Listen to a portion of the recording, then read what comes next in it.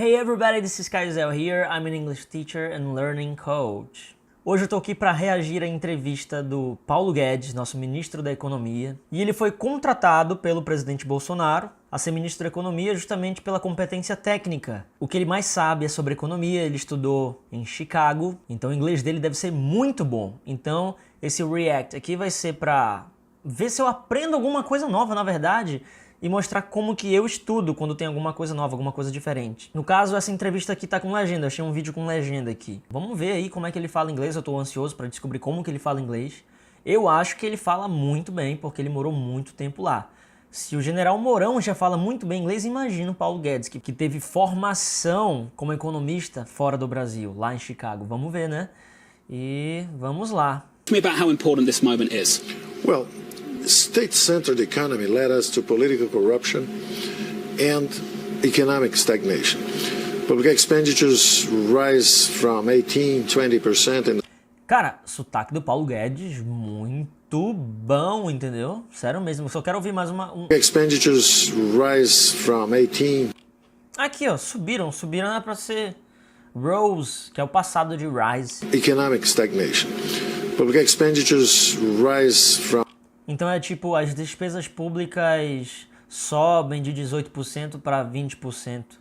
Eu acho que um nativo ouvindo entenderia isso. Mas claro que ele ia saber que ele quis falar que era rose. Até em português a gente erra o tempo verbal. Não tem problema não. In the last 4 decades, they reached from 18-20% in the last 4 decades.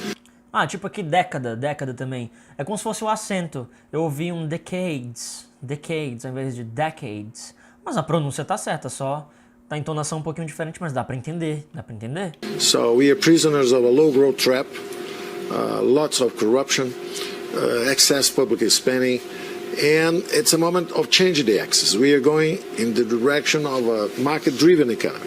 We're going to privatize public companies. We are going to open the economy to reduce and simplify taxes, and we'll take advantage probably because we are out of sync with the global. Cara, o inglês do Paulo Guedes é muito bom, cara. Ele fala numa fluência muito perfeita. Ele fala muito perfeito o inglês dele, muito bom mesmo. Então isso é falar inglês fluentemente, sim. Não importa se de vez em quando tem um errinho de entonação, uma pronúncia diferente, não tem problema, cara. Isso é falar fluentemente. We'll take advantage probably because we are out of sync with the global economy. Out of sync. E, inclusive, out of something é tipo sem aquilo. Sem sincronia. Out of sync. After 30 years of social democrat dominance, it's like you have 30 years of Democrats in the US. Any Republican would win the next election.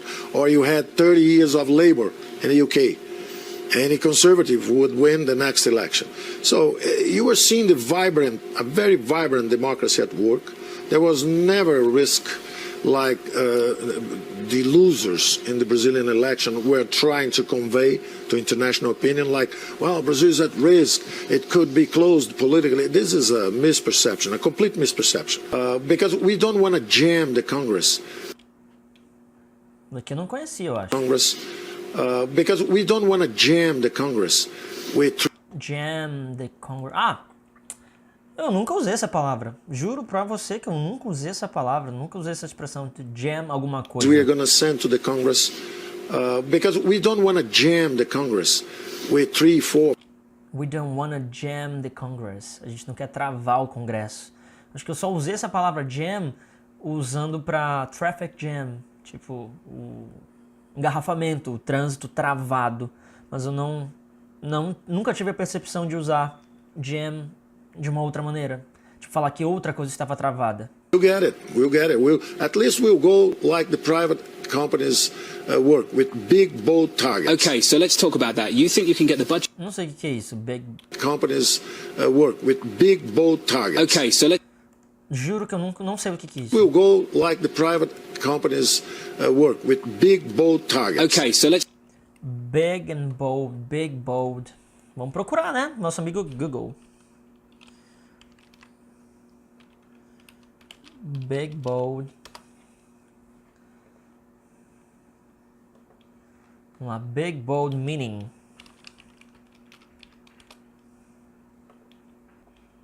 Eles têm até um videozinho falando sobre isso.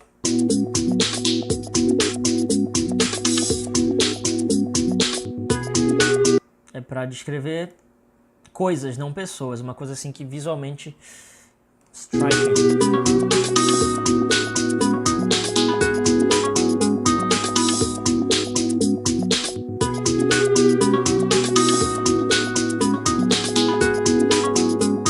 Marquee? Não sei o que é marquee. Caramba, hoje é dia de aprender coisas, né? Marquee. Vamos ver o que é. Uma forma de fazer isso, quando eu não sei alguma coisa, eu jogo no Google Imagens. Marquee. Acho que é tenda, né? Marquee. Tenda. Deve ser tenda. Isso daqui são tendas. Mas vamos ver no Google Tradutor para confirmar. Marquise. Uma marquise é uma tenda, né? Tipo uma tenda. Um toldo. Pela imagem aqui, tipo um toldo que fica na frente da loja. Então, big and bold é tipo uma coisa que... large and capable of getting attention. Então, uma coisa grande e capaz de captar a atenção. A gente vê algumas coisas em inglês e parece que aquilo não existe em português. Eu já vi um monte de entrevista do Paulo Guedes em português, mas essa tá sendo tipo muito... tá tendo uma visão crystal clear do negócio, o que ele realmente vai fazer. Não sei se é porque a maioria aqui da imprensa brasileira é contra o governo Bolsonaro, mas pelo visto ele tá falando o que ele tá precisando falar, ele não tá sendo agressivo com ninguém, o Paulo Guedes, e tá dando para entender. E olha só, eu nunca vi nada em português parecido do Paulo Guedes. E ele falando inglês tá sendo muito mais claro para mim, entendeu? Entendendo a situação do Brasil. De maneira simples, ele tá falando de maneira simples como que ele vai fazer pra gente zerar no budget, no orçamento desse ano. Mas esse vídeo não é um vídeo de política. Eu só tô dizendo que conteúdo em inglês parece ser muito melhor que conteúdo em português, até quando os brasileiros estão falando inglês.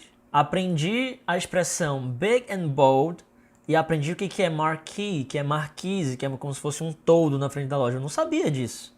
Isso com uma entrevista de 6 minutos do Paulo Guedes.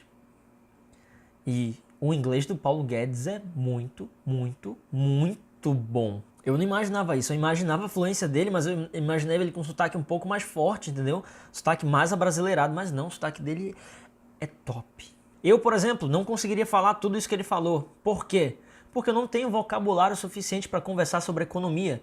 Ele estudou lá nos Estados Unidos sobre economia. Então, às vezes, as pessoas não se acham fluentes no inglês porque não conseguem conversar sobre determinado assunto, mas não é bem assim. Você tem conhecimento sobre aquele assunto, inclusive em português. Eu não teria capacidade suficiente para conversar sobre esse assunto, em português, inclusive, porque eu não conheço tanto sobre economia. Isso não faz de mim uma pessoa menos fluente em inglês. Isso não faz de você uma pessoa menos fluente em inglês se você não sabe sobre determinado assunto.